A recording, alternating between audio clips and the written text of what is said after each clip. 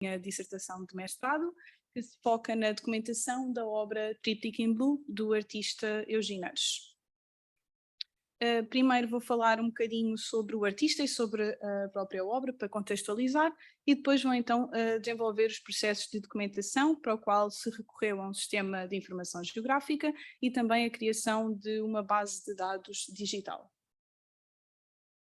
Eugene Hersh nasceu em 1887, em Berlim, onde estudou na Universidade Real de Belas Artes. Ele destacava-se pelos seus retratos, pelas paisagens e naturezas mortas, a óleo, aguarelas e litografia.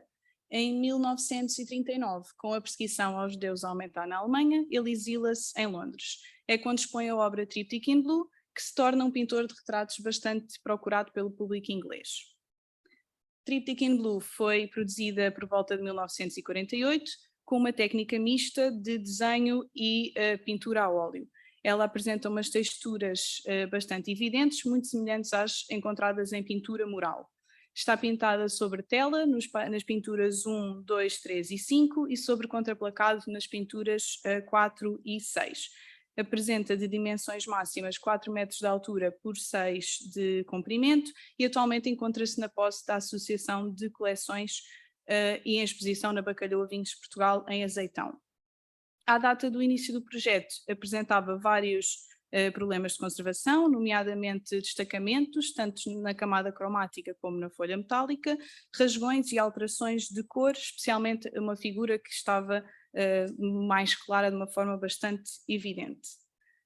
A intervenção foi realizada no verão de 2021, em contexto expositivo, e surgiu como uma oportunidade de desenvolver vários objetivos específicos, tais como a criação de uma base de dados para o qual se recorreu a um sistema de informação geográfica, tentar compreender como a técnica do artista condiciona ou condicionou os tratamentos de conservação e restauro, fazer uma análise da técnica de produção sob a forma de maquetes, testar vários materiais de preenchimento, também sob a forma de maquetes, e por fim procurar uma forma de comparar as texturas produzidas no processo de reintegração cromática com as texturas originais.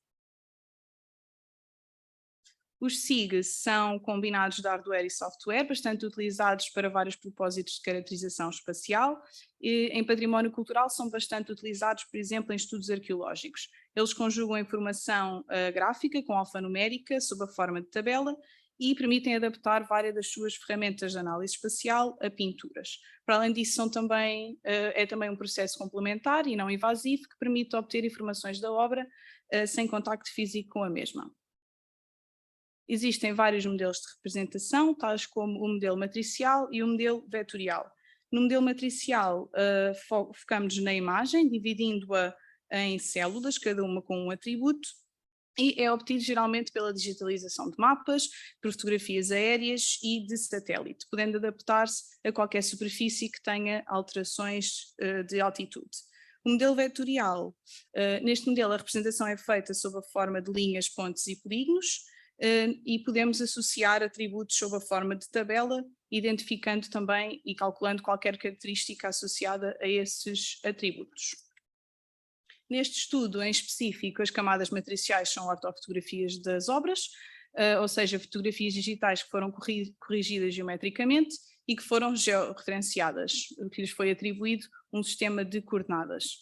Depois foram então criadas as camadas vetoriais, para o mapeamento de todas as patologias e das fases do tratamento. Para a criação da base de dados, utilizou-se o programa QGIS, um programa gratuito que foi bastante adequado para o tipo de projeto, que permite fazer o mapeamento de coordenadas, a visualização, edição e também a análise dos dados. Na prática, ele respondia ao objetivo da dissertação. As camadas foram organizadas por grupo, por exemplo, no grupo pintura temos as características da obra e também as camadas vetoriais correspondentes ao seu estado de conservação. Como a obra tinha uma grande dimensão, foram feitas 6 ortofotografias, cada uma de cada painel, sem sistema de projeção e com as informações métricas em centímetros. À medida que se ia adicionando informação à tabela de atributos, aliás, à medida que se ia fazendo o mapeamento, foi-se adicionando informação à tabela de atributos. Por exemplo, na camada de reintegração cromática, foi colocada em cada lacuna as massas de preenchimento e os pigmentos aplicados. Esta informação pode ser transformada para outros formatos, para poder ser trabalhada conforme a necessidade de cada caso de estudo. Já as lacunas foram mapeadas sob a forma de polígono e foi calculada a sua área e também a área lacunar em função da área total da obra, o que permite ter uma maior precisão da área afetada e, assim, definir algumas diretrizes de tratamento. Adotou-se um sistema normativo já existente, aplicado pela investigadora Liliana Cardeira, numa obra de Adriano de Sousa Lopes, e a cada fenómeno foi atribuída uma descrição, uma forma e uma cor, de forma a permitir uma melhor gestão e partilha da informação. No compositor de imagens foram então feitos mapas temáticos, retratando as camadas vetoriais correspondentes a todas as patologias e às fases de tratamento. Foram também assinaladas as localizações exatas de alguns métodos de exame e análise, como medições colorimétricas e da técnica de espectroscopia de raio-x, o que também pode facilitar bastante as análises futuras. Dessa forma, criou-se então uma base de dados que permite editar, extrair e atualizar a informação sempre que necessário. Outra das principais características do XIG são a sua função analítica, ou seja, de manipulação de dados. Com uma mudança de escala, podemos adaptar essas funções para uma superfície pictórica. Foram feitos vários trabalhos de estimativa de densidade das lacunas, com o método kernel, onde as zonas de maior densidade se encontram assinaladas a uma cor quente e as de menor densidade a uma cor fria. Também os polígonos de Thiessen, que subdividem a superfície e delimitam uma zona à volta de cada ponto, onde cada localização dentro desse polígono se encontra mais perto desse ponto do que dos restantes. Foi feita também uma análise simples, onde o algoritmo nos dá a orientação da dispersão dos pontos sob a forma de elipse e também uma contagem por quadrantes, onde a obra é dividida e onde se pode identificar novamente as áreas com mais densidade de lacunas. Por fim, foi feito um levantamento digital da obra, foi criado um modelo digital de superfície, onde é possível observar os relevos de alguns pormenores.